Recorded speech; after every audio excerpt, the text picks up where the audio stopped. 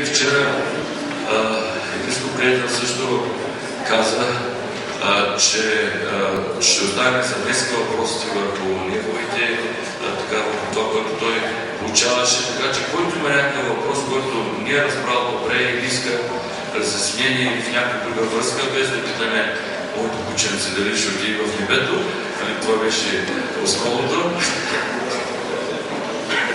Можете да кажете. Готови сме за въпроси. Кой ще започне?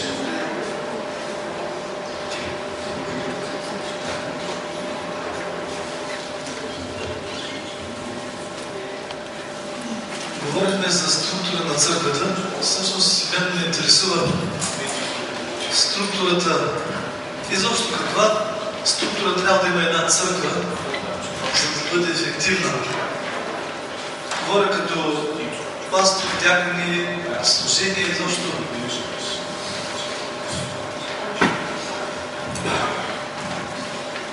За да могат да се обхванат всичките хора от цялата църква и да бъдат ефективни. They didn't mention that aspect so much in the presentation about deacons and deaconesses and so on specifically. В презентацията не говорите специфично за такъв вид структура.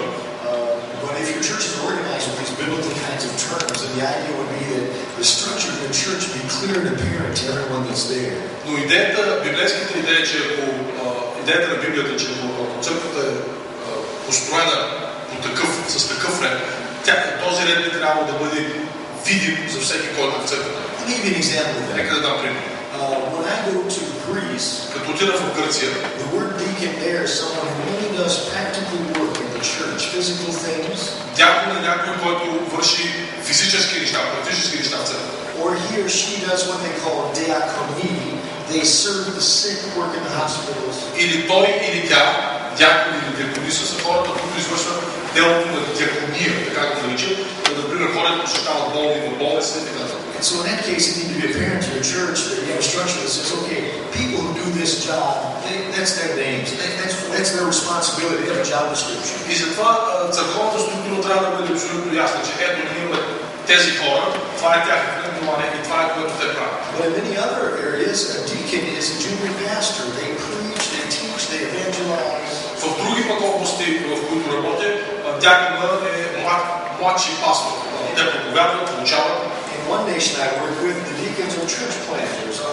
In the case of Stephen, who starts waiting tables, then he evangelizes. В друга нация, в друга държава, дяконите са хора, които започват църкви по модела на Стефан, който в 6-та глава на Деяния работи за прехранването на вдовиците, а след това става евангелизатор. So when I have to pass it to brother Dr. Carter, because I think this answers your question, it says that if a deacon in your case is someone like a junior pastor, he plants churches or he teaches work, he needs that kind of job description as you bring him up to do that task. And he needs a vision of what the whole church is doing, so he knows this is my title, this is my job, this is how I can help the church reach its goals. И затова аз, разбира се, ще помоля доктор Картен да коментира, но ако във вашия контекст някой, който започва църкви или проповядва, това трябва да бъде абсолютно ясно за даден човек, мъж или жена, или за самата църква, за да... This afternoon, днес след обед, we'll continue with those 10 organizations. Продължим с 10 организационни структури. And so if we don't mention something that you have a question, please share. И ние ще говорим по този въпрос, но ако не кажем това, което ви интересува, отново ще имате възможност. And if we mention something that's not very clear, then we want some feedback. Или пък ако нещо не е достатъчно ясно, след като направим цялата презентация, питайте ни. Brother Clayton and I were discussing that we feel Brother Peter has a great gift with organization. Ние дискутирахме, че епископ Петър има дарба за организационна дарба. Some feel the impression it's a gift and they don't work at it, but I think Brother Peter works at communication and organization. Някои хора казват, това е просто това е дарба и ако имаш да предаваш нещо, в случай с брат Петър ние забелязваме, че той работи върху добра организационна структура. So that's why this afternoon we'll discuss about leadership and who is over who. Затова следва, че говорим за лидерство, за структура, за иерархия. And we'll talk about programs and ministry, so the key word you're going to hear again and again is clear communication. Ще говорим за програми, за комуникация, но отново трябва, каквато и да е структурата, тя трябва да бъде ясно комуникирана, да е ясна за църквата и за служителите. The goals are the idea we're all going in the same direction, desiring the same things. И само по този начин ще имаме еднаква цел, да отиваме да вървим в същата посока и да искаме да бъдем мотивирани за същите неща. The budgets deal with stewardship and having a clear understanding of responsibility. Когато говорихме за бюджет, ставаше въпрос за добро домакинстване в църква, за добро служение в църква и носене на отговорност. We'll also talk about the policies, procedures, Говорихме за политики и процедури, calendars, marketing, календари, маркетинг, what we have to work with, and then the ongoing leadership training. това, с което можем да работим и, разбира се, обучаването на лидери. So we're going to talk more about it this afternoon. Днес следваме, че говорим повече за тези структури. Друг въпрос.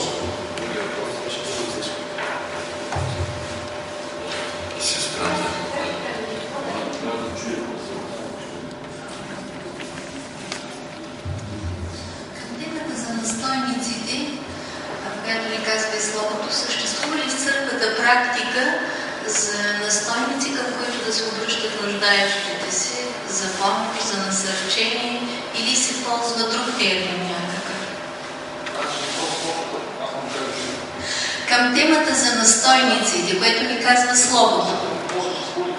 В църквата практика на хора, които са така регламентирани като настойници, към които да се обръщаме за помощ, за насърчение.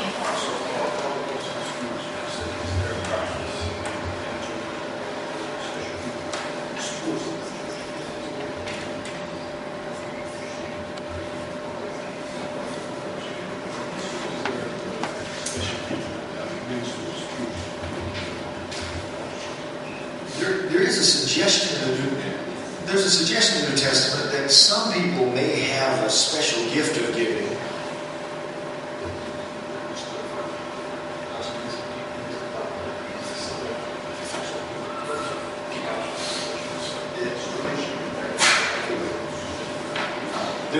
There is in the New Testament some indication there may be a gift of giving. В Новия Завет има индикация, че има такава даване на. I know some people who seem to be just spiritually gifted. They give everything all the time. They're just gifted at it. Of course, we're all supposed to give. We want to give. And so I think it might be good to turn to people who have a heart for giving and seek their counsel about giving sometimes.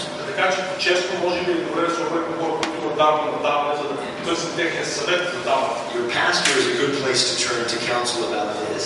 Пастор е винаги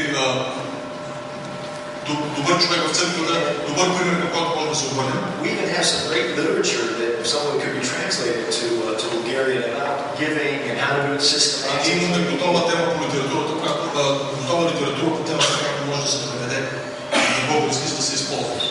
Kind of rule of thumb is you bring it in their Acts account, they brought it to the Apostles' feet, you give your tithing into the church. В Деяния на апостолите донесаха десятъците си в нозете на апостолите. And then the church with its leaders makes decisions about how to use those funds. And we like to try to consider our pastors first towards their needs so we can support our workers. That's one of our first priorities.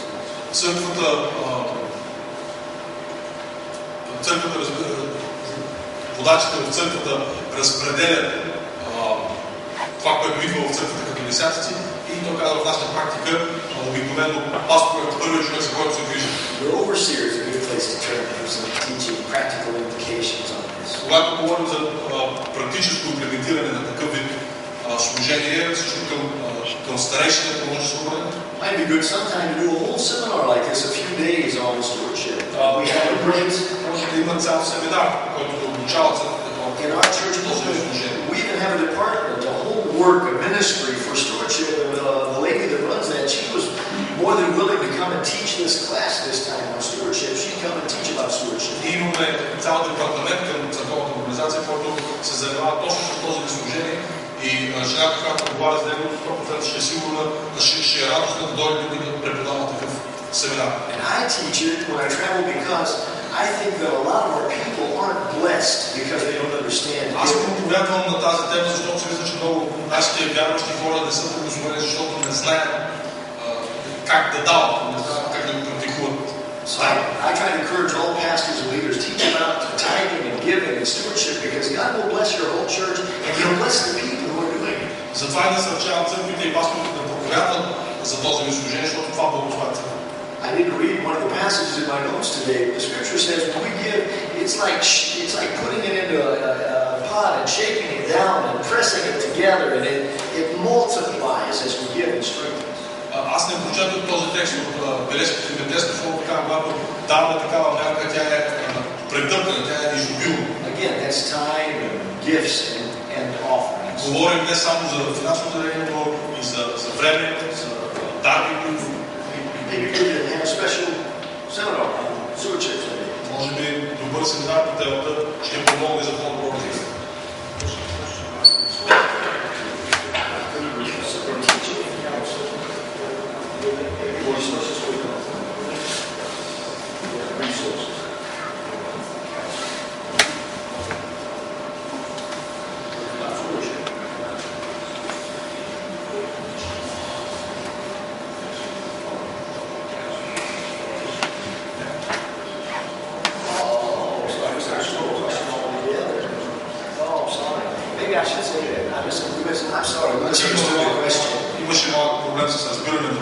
Was your question more about counseling and helping families and marriages? Is that въпросът беше повече за хора, които съветват ситуации в семейството или взаимоотношения за това ли беше?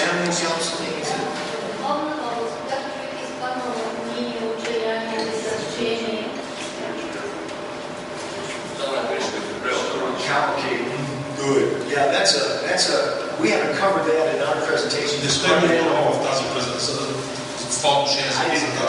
None of us have at this point. But that could be something we can think about. We need to raise up more of our leaders in our structure of our church.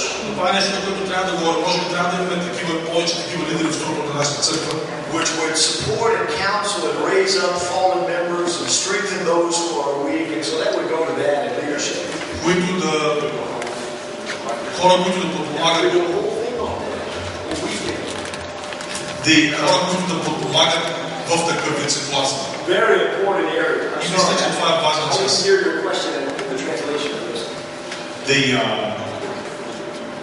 I mentioned yesterday that we have a wealth of resources, че имаме богатство от ресурси, that you can access through the internet, които можете да достигнете чрез интернет, but they're all in English. но са все още на английски.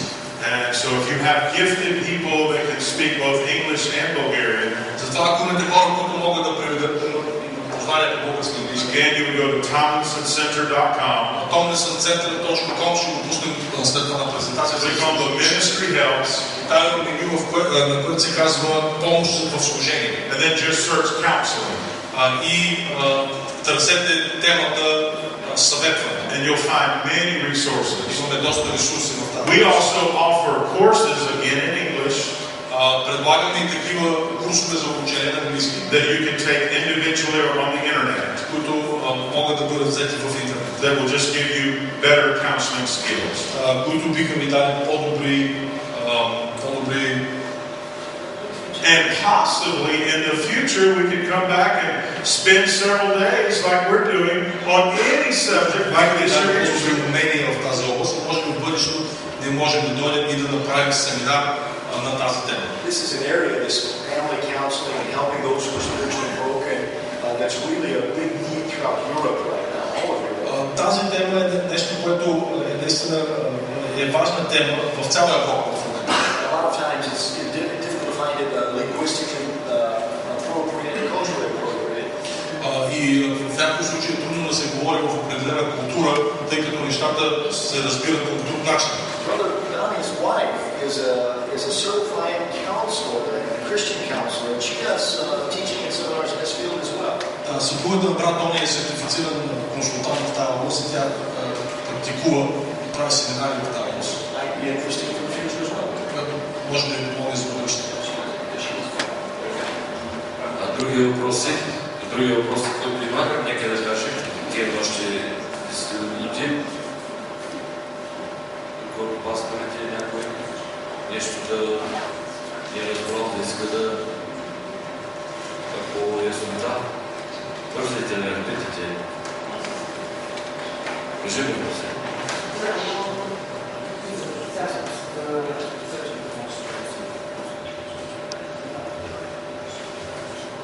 За 10-ците на църквата.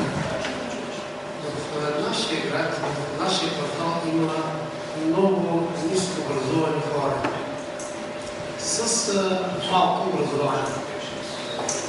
И не е ясно за десятъка какво трябва да правят, как трябва да дадат десятък и възрастните хора, които повярват скоро. Това не е ясно, ние говорим Словото Божие, но те не го разбират как трябва да го приемат и как трябва да дават и какво им трябва да си говорим. Но аз винаги им казвам, дали трябва да плащат какво, трябва да купим дърва, по-просто да им обяснявам. И идват и гости, и болни да посрещаме, така по-просто обяснявам, понеже са неграмотни хора. И как трябва да ги убедим, и те те идват запознат с работа, носих и книга за даване на десятъците, най-малко до 60 лева, 80 лева да слуша. Това е много и беднотия да ви кажа. И са безработни.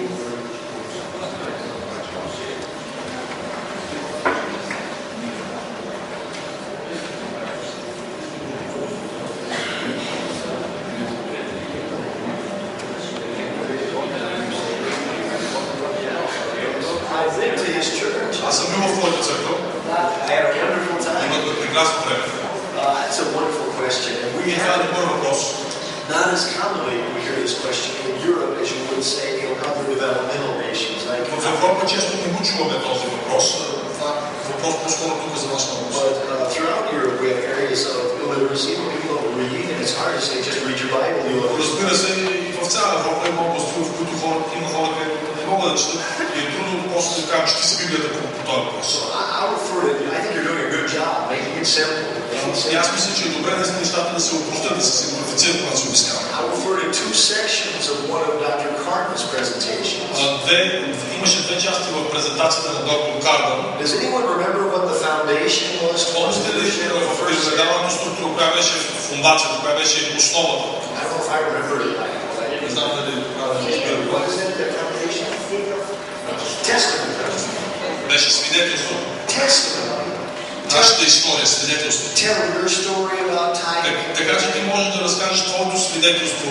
Have another person in the church that understands, tell their story. Друг човек, който в църквата разбира и практикува, да разкаже своята история. I believe we also saw the idea of modeling in your presentation. Другото нещо, което видяхме в презентацията, беше моделиране. Тоест да покажем с живота си какво трябва да се прави. You and others can model giving. Може да моделирате даване. Say somebody gives you a basket of tomatoes. Например, някой даде кофа с домати. I know you have a big family you support. Знам, че имаш голямо семейство, което трябва да издържаш. But you could take the tomatoes 5 or 6 and say, this is my tithe. Може да вземеш 5 или 6 от доматите и да кажеш, това е моят десятък. I know some of the church people need this. This will help model. So I think those two are really good examples. Това са добри примери. Helping at this level. Да се помогне на такова ниво с такъв хора. Personal testimony. Личното свидетелство и моделирано даване на пример. Would help. Биха помогнали. Личното свидетелство. Ето това е което. Други въпроси? Аз мисля, че въпросът за видението е много актуален и важен, и много интересен. И просто бих помогнала да правя. Ако може се добя да даде някакви практически, даже като практическа задача на някои служенията, за да може да бъде наистина изяснено по-добре, тази практика, което много полезно за църквите, че нещо каквото наистина е важно. We do have some exercises planned. Имаме такова упражнение, което сме планирали да дадем. I'll ask you to write certain things down. ще ви помоля да напишете някои неща на дискусия. And at first you'll think 1, 2, 3, you'll wipe it quickly. И в началото ще си мислите 1, 2, 3, това са лесни неща. But it really is an exercise to make you think what is very important to us. Но това са упражнения, които ни учат нещата, които са важни за нас. And I refer to my conversation with Brother Clayton. Ще говоря за този разговор с брат Клейтън. Not just what would you die for, but what would you live for? What's important? За който говорихме за това не просто за това какво се струва да умреш за нещо или за какво се струва да живееш. And so we'll try to give you some exercises and some examples that others say this is our vision. Така че ще минем през няколко упражнения и няколко примера на хора, които казват това е моето видение, това е нашето видение. And so if we don't do a good job with that again, we'd like to hear from you. Отново, ако все още няма резултат по въпроса, като да направим тези неща, ще се опитаме да ги изясним. Други въпроси има ли? Имаме още възможност за един въпрос. Имаме време.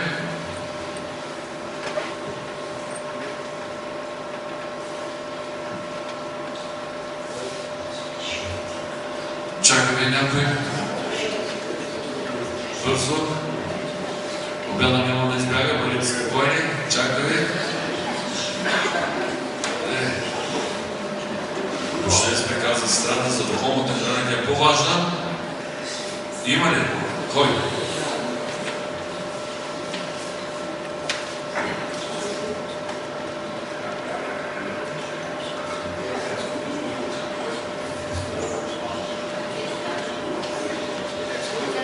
Страна, това страна с да.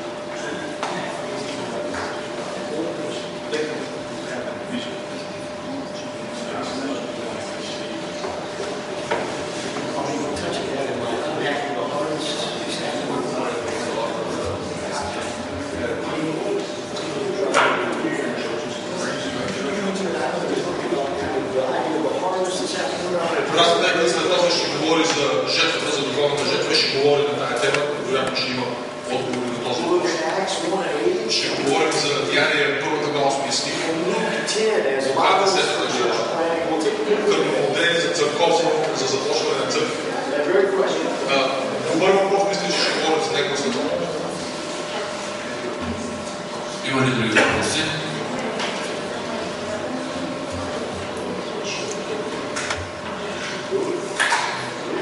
Ако няма други въпроси, остава да пристъпим към следващата част. Нали? Така ми приятно и гледал стомаха да го детализираме.